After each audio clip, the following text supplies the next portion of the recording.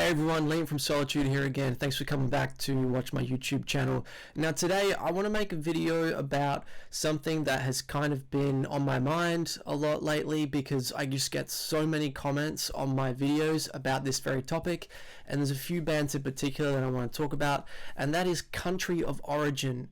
So obviously my channel is predominantly about Australian music, so I talk about bands and artists who are considered to be Australian. Now I know that seems kind of obvious, but there's a couple of disputable bands and artists that often come up in the comments section as to people saying, why haven't you spoken about this band, where people consider them to be Australian, or vice versa, why are you talking about this band, they aren't Australian. Now there's two big ones in particular that always come up. That's Bee Gees and Crowded House. So I'm going to talk about those two big ones later, but just kind of touch on a couple of other minor ones that sometimes pop up and kind of explain where I'm coming from with these two examples.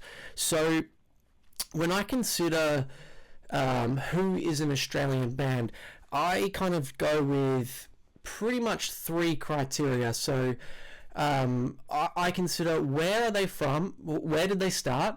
So, you know, did they start in Australia? Did they form their band in Australia?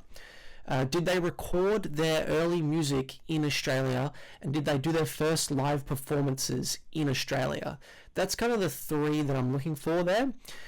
Because obviously we have some bands and artists that move country, they move around, they might have been born somewhere else and then moved to Australia as a child or an adult. But so the big ones are often this kind of like Australia and New Zealand sort of outfits, where we often had a lot of New Zealand acts, especially back in the day before the internet. A lot of New Zealand bands would form over there because they grew up as Kiwis, and then once they realized that if they needed to go to the next level, they pretty much had to move to the east coast of Australia, so like Sydney or Melbourne. Then they decided to move there and they relocate to be an Australian band with Kiwi origins. So two really good examples of this would be Split Enz and Dragon. Often considered to be two of the greatest New Zealand bands of all time, but sometimes people mention these two bands on my videos saying, why aren't you talking about them? Well, okay, these two bands are ones that I would consider to be New Zealand bands, and I'll explain why. So let's start off with Dragon. So Dragon were formed in Auckland in New Zealand around 1972, I believe, and I think that they brought their first album out in 1974 from memory. I just did a little bit of research before making this video.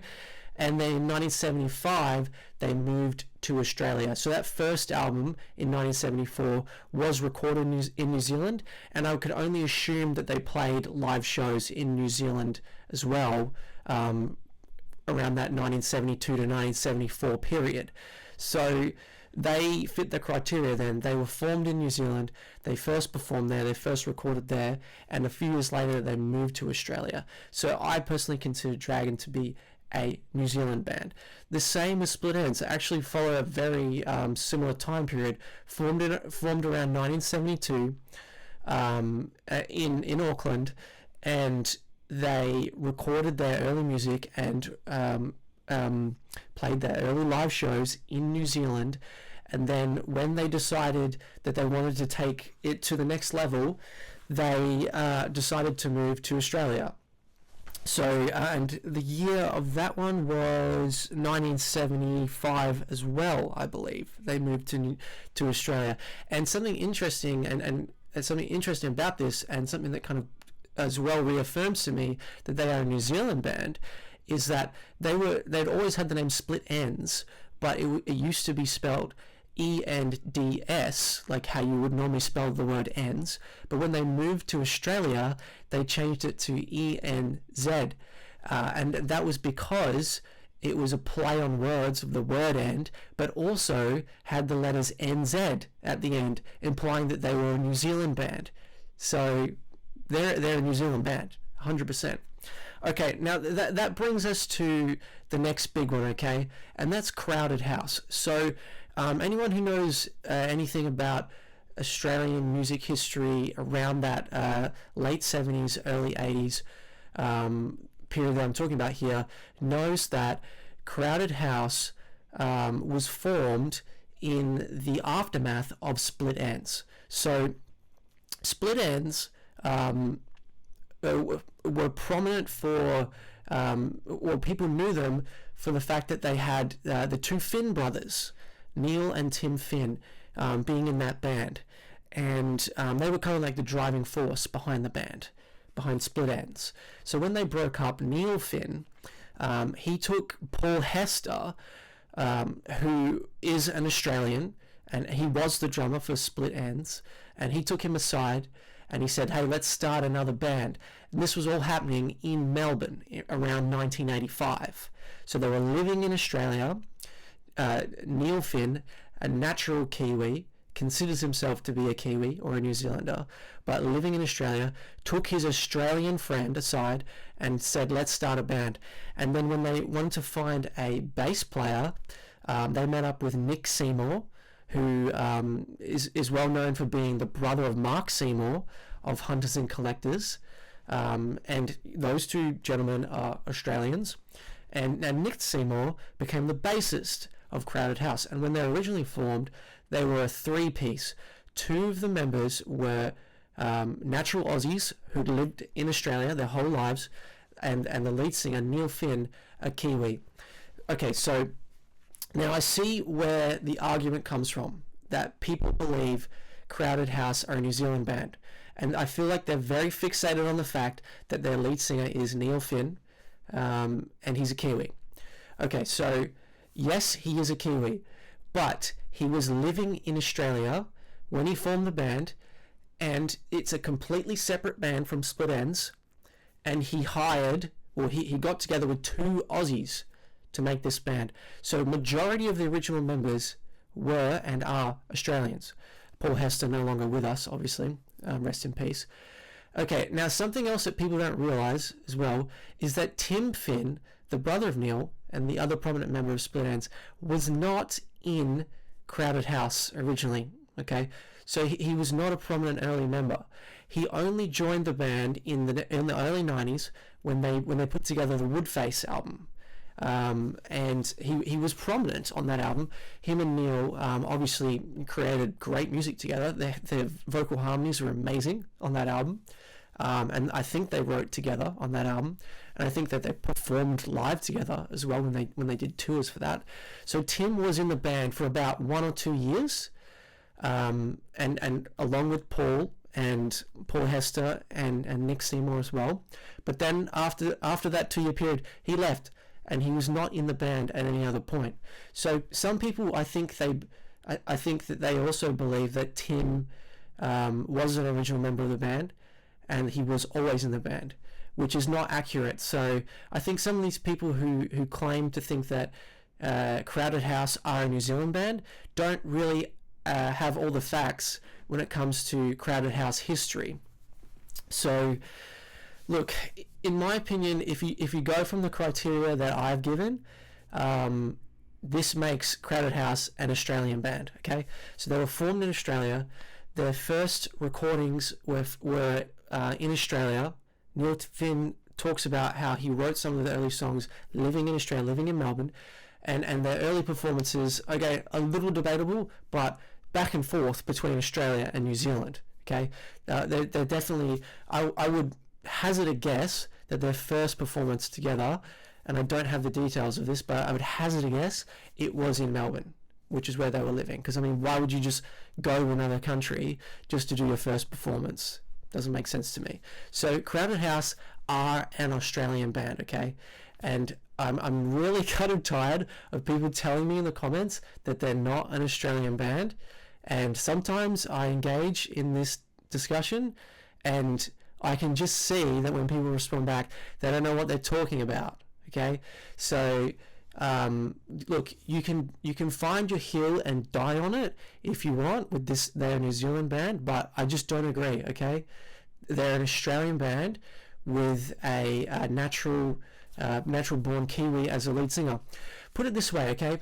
let me bring up three other really famous Australian bands, three of the most famous Australian bands of all time, okay? AC/DC, Cold Chisel, and Men at Work. Now, these three bands all share one thing in common, and they all share it in common with Crowded House.